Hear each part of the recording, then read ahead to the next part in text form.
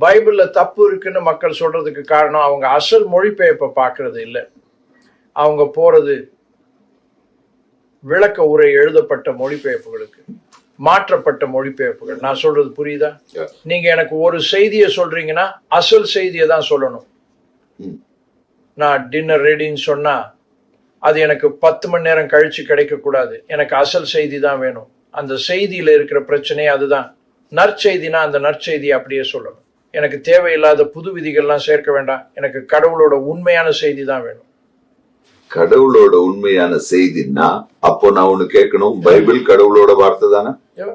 Bible கடவுளோட வார்த்தை தான் நீங்க நிரூபிக்கணும். ஆமா, அதே மாதிரி குரான் கடவுளோட வார்த்தை தானே நீங்க உங்களால ஒரு வசனத்தை கூட மறுக்க முடியாது. எப்போன்னு சொல்லிட்டு குரான் கடவுள் கிட்ட இருந்து வரலன்னு சொல்லி இல்ல கொஞ்சம் இருங்க. நான் ஆரம்பத்துல இருந்தே சொல்றேன், மனித குலம் முழுசும் இயேசுதான் கடவுள் நீங்க சொன்னா பைபிள் சொல்ல. ஆனா நானும் அதை நம்புறேன். ஒரு நிமிஷம், முதல்ல நீங்க எல்லாத்தையும் நிரூபிக்கணும். குரானை பத்தி, கடவுளோட வார்த்தையான குரானை பத்தி நீங்க தெரிஞ்சுக்கணுமா? நான் தர்றேன். குரான்ல இருந்து நீங்க எதை படிச்சாலும் சரி, அப்புறம் அதை நீங்க பயன்படுத்தினா அது சரியோ தப்போ மக்கள் அதெல்லாம் சொல்றாங்க, செய்யறாங்க.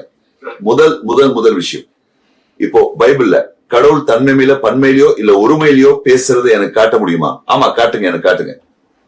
ஆமா, கடவுள் பேசினதா? ஆமா, என்னால காட்ட முடியும். ஆமா, ஒண்ணு காட்டு. ஆமா, ஒண்ணு சொல்லுங்க. வெளிச்சம் உண்டாகட்டும் எலோய். ஆமா, நான் உங்களுக்கு காட்டணுமா இல்ல சொல்லணுமா? ஆமா தேசியம் காட்டுங்க, நான் படிக்கணும். கடவுள் சொன்னார். ஆமா, ஆனா கடவுள் சொன்னான்னு யார் எழுது? கடவுள் சொன்னார். இல்ல, கடவுள் சொன்னான்னு யார் சொன்னது? மோசஸ். மூன்றாவது நபர் மோசஸ் சொன்னார். ஒருவேளை மோசேயா இருக்கலாம், ஆனா அது இங்க எழுதல். மோசே தான் அதை எழுதினார். ஆமா, மோசே தான் அதை எழுதினார். எனக்கு புரியுது. என்னோட கேள்வி என்னன்னா, மோசே சொன்னார், அப்போ மோசே சொன்னார் நீங்க நம்புறது கடவுளோட வார்த்தை இல்லை, அது கடவுளை பத்தி மோசே சொன்னது. அது வார்த்தை தான். இல்ல, சரி. இப்போ இத படிங்க. சரி. மனிதர்களே, உங்களுக்கு உயிர்த்தெழுதலில் சந்தேகம் இருந்தால் நாம் உங்களை படைத்தோம் என்பதை மெதுவா நாம் படைத்தோம் யார் சொல்வது? மோசேவா? இல்ல, யார் சொல்வது? படைப்புன்னு நினைக்கிறேன். அந்த இல்ல அங்க நாம் உங்களை படைத்தோம் இருக்கு. உங்களை கூப்பிட இந்த நபர் யார்? ஒரு மனுஷன் அப்படி சொல்ல முடியுமா? மோசே அப்படி சொல்ல முடியுமா? முகமது அப்படி சொல்ல முடியுமா? இல்ல உலகத்துல இருக்கிற எந்த மனுஷனாவது அப்படி சொல்ல முடியுமா நாம் உங்களை படைத்தோம்னு? படைப்பில் இருந்தவர்கள். பைபிள்ல உங்களால அப்படி ஒரு வார்த்தையை கூட பார்க்க முடியாது. ஆமா, அதுல அப்படி சொல்லி இருக்கு. எனக்கு ஒண்ணு காட்டுங்க. மூன்றாம் நபர்ல இல்ல, அதாவது நாம் யாரோ சொன்னதை மோசே சொன்னார் இல்லாம இந்த மாதிரி முதல் நபர்ல நீங்க சொன்ன மாதிரி மோசே சொன்னதை எனக்கு காட்டுங்க.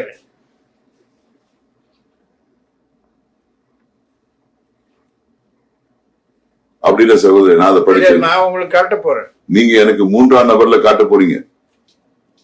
அவங்களுக்கு காட்ட போறேன். மோசேஸ் பாருங்க, கடவுள் சொன்னால பாருங்க, நான் உங்களுக்கு சொல்றேன். கடவுள் மோசேன்னு சொன்னார், மோசே கடவுள்னு சொன்னார். ஒரு நிமிஷம். மேலும் கடவுள் சொன்னார், காலையும் மாலையும் கடவுள் சொன்னார். எப்பவுமே கடவுள் சொன்னார், கடவுள் ஆசீர்வதிக்கட்டும். சரி, முதல்ல நீங்க இதை படிங்க, அப்பதான் நல்லா புரியும் உங்களுக்கு. நல்லா புரியும். சொன்னார், அப்புறம் கடவுள் சொன்னார். கடவுள் சொன்னார் இல்லையா? யாரோ ஒருத்தர் கடவுள் இதை சொன்னான்னு சொல்றாங்க. இப்போ அவங்க இதை எப்படி படிக்க போறாங்கன்ற வித்தியாசம் நீங்க பாருங்க. யாரோ கடவுள் இதை சொன்னார்னு சொல்லி இல்ல வாய்ப்பே இல்ல, அங்க அப்படி இல்ல. நாம் உன்னை படித்தோன்னு இருக்கு. எழுதுனது யாரு? இதை எழுதுனது யாருன்னு நீங்க சொல்லுங்க, நான் உங்ககிட்ட தான் கேக்குறேன். நான் சொல்றேன். யாரோ ஒருத்தர் கடவுள் இதை சொன்னான்னு சொன்னதா இருக்கு. இது ஆங்கிலம், இது இங்கிலீஷ். யாரோ சொன்னாங்க வெளிச்சம் உண்டாகட்டும், யாரோ சொன்னாங்க, நான் சொல்றேன். அவர் சொன்னார் நாம. யாரோ அதை எழுதினாங்க தானே, குரானை எழுதுனது. இல்ல நான் வரேன். இல்ல ஒரு நிமிஷம், நான் உங்ககிட்ட வரேன். நான் அதுக்கு வரேன். நீங்க அதை எழுதினீங்கன்னா அது அதே இல்ல ஒரு நிமிஷம், நான் உங்களுக்கு வித்தியாசத்தை சொல்றேன். கடவுளுக்குன்றதுக்கான ஆதாரத்தை நான் உங்களுக்கு தர்றேன். அதை மெதுவா படிச்சு யோசிச்சு பாருங்க. ஒவ்வொன்னா நாங்க உங்களை படைச்சோம். இப்ப என்னோட கேள்வி என்னன்னா, அப்புறம் அவர் சொன்னார் நாம படைப்பு. இல்ல சும்மா நாமதுக்கு வருவோம். நம்ம படைப்புல பன்மைத்தன்மை. இல்ல நாம பன்மைத்தன்மை பத்தி பேசல. நாம யாருகிட்ட என்ன சொல்றாங்கிறத பத்தி தான் நாம பேசுறோம். இங்க இது நேரடி உரையாடல் குரானில் உள்ள படைப்பாளருடையது. ஆமா, அவர் நாம்னு சொல்றாரு. ஆமா, ஆனா இங்க இந்த மூன்றாவது நபர் கடவுள் சொன்னதா சொல்றாரு. உங்களுக்கு ஆங்கிலம் புரியுதா சகோதரரே? இது ரொம்ப எளிது. நான் ஏதாவது சொன்னாலோ அல்லது என்ன பத்தி நீங்க ஏதாவது சொன்னாலோ அது வேற மாதிரி இருக்கும்.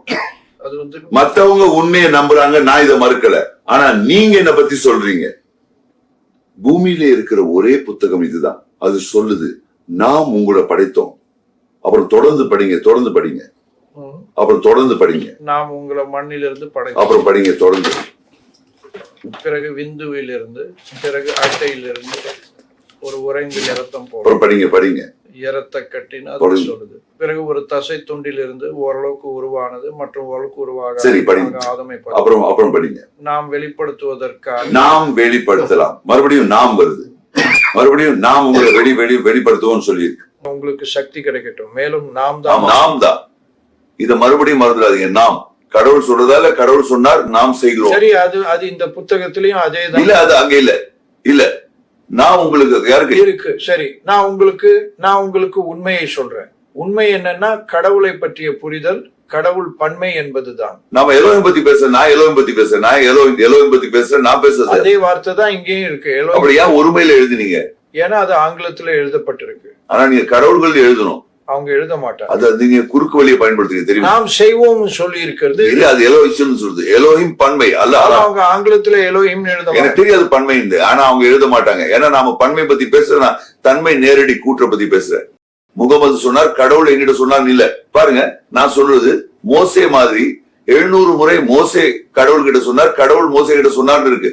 யாரோ மோசே கடவுள் கிட்ட சொன்னதையும் கடவுள் மோசே கிட்ட சொன்னதையும் எழுத என்ன முடிக்க விடுங்க.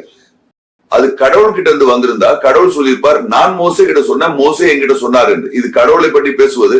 ஆனா நீங்க இங்க பாத்தீங்கன்னா கடவுள் மோசே கிட்ட பேசுவது பைபிள்ல இல்லை. நான் சொல்றேன் கேளுங்க. ஆனா குரான்ல அது நேரடியா இருக்கு. உலகத்திலேயே இது மட்டும்தான், இந்த பூமியிலேயே அவர் உங்ககிட்ட நேரடியா பேசுற ஒரே புத்தகம் இதுதான். மனிதர்களே, நான் உங்ககிட்ட தான் பேசுறேன், என் வார்த்தைகளை கேளுங்க. இங்க யாரோ ஒருத்தர் கடவுளை பத்தி பேசுறாங்க. அவர் கடவுள் சொல்றாரு அப்படின்னு சொல்றாரு. ஆமா, தீர்க்கதரிசிகள் அதான் செய்வாங்க. ஆமா, அதான் நானும் சொல்றேன். இந்த புத்தகத்துக்கும் உலகத்துல இருக்கிற மத்த புத்தகங்களுக்கும் வித்தியாசம் இருக்கு. உங்களுக்கு படைத்தவர் பத்தி தெரியணுமா? படைத்தவர் உங்ககிட்ட நேரடியா பேசுறாரு. அப்ப நீங்க என்ன சொல்ல வரீங்கன்னா இந்த புத்தகம் இல்ல நான் கேக்குறேன், நான் உங்ககிட்ட கேக்குறேன், இத ஒரு மனுஷன் தான் எழுதினான்னு நீங்க சொன்னா கூட நான் உங்ககிட்ட கேக்குறேன், இப்ப நீங்க படிச்ச இந்த வார்த்தைகளை உங்களால நம்ப முடியுதா? ஒரு மனுஷனால இப்படி எழுத முடியுமா? ஒரு மனுஷனால இப்படி எழுத முடியுமா? உணர்ச்சிகளுக்கு அப்பாற்பட்டு நான் இதை செஞ்சேன், அதை செய்ய போனேன், அது இதுன்னு இல்லாம. அப்புறம் இதுல முரண்பாடான ஒரு வார்த்தை கூட இல்லை. அறிவியல் உண்மைகளுக்கும் அப்பாற்பட்டு என்ன சொல்லுதுன்னா, பெருவெடிப்பு கொள்கை பத்தி நீங்க கேள்விப்பட்டிருப்பீங்க. அது சொல்லுது, நம்பிக்கையற்றவரா இருக்காதீங்க, வானமும் பூமியும் ஒரே தொகுப்பா இருந்ததை பாருங்க. நாங்க தான் அதை தனித்தனியா பிரிச்சு. இந்த நாங்கள் யாரு? நான் கேக்குறேன், யாரு? அவர் சொல்லல, சரி முகமது உனக்கு நான் உன்கிட்ட இதை சொல்றேன்னு. அப்படி எந்த வசனமும் இல்ல. முகமது பார் நான் உனக்கு என்ன சொல்றேன், அப்புறம் முகமது போய் மக்கள் கிட்ட இந்த மாதிரி பேசுன்னு. இது ஒரு கதை புத்தகம் இல்ல, இது உங்ககிட்ட நேரடியாக பேசு.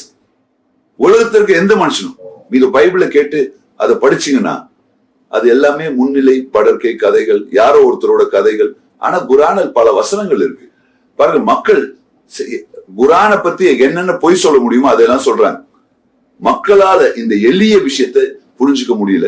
ஏன்னா அவங்க இறைவன் வார்த்தைகள் புரிஞ்சுக்க. ஏன் மக்கள் இந்த செய்தியை ஏத்துக்க மாட்டேங்கிறாங்கன்னு நீங்க நினைக்கிறீங்க? ஏன்னா அவங்களால பார்க்க முடியல. நீங்க யாரையோ கூட்டிட்டு வந்து நான் அவர்கிட்ட இந்த நாங்க யாருன்னு கேட்டா அவர் கடவுள்னு சொல்லுவார். ஆனா முகமது தான் இந்த புத்தகத்தை எழுதினார் நினைச்சு அவரே படிக்கும் போது அதை ஒரு மனுஷனோட ஒப்பிட்டு பார்த்து எந்த மனுஷனாலும் இந்த வார்த்தைகளை எழுத முடியாதுன்னு சொல்லுவார். குரானோட எந்த ஒரு வசனத்தையும் நீங்க படிச்சு அதை ஒரு மனுஷனோட ஒப்பிட்டு பாருங்க. ஒரு மனுஷனால இந்த வார்த்தைகளை சொல்ல முடியுமா? இது எந்த மனுஷனாவது ஏத்துக்குவானா?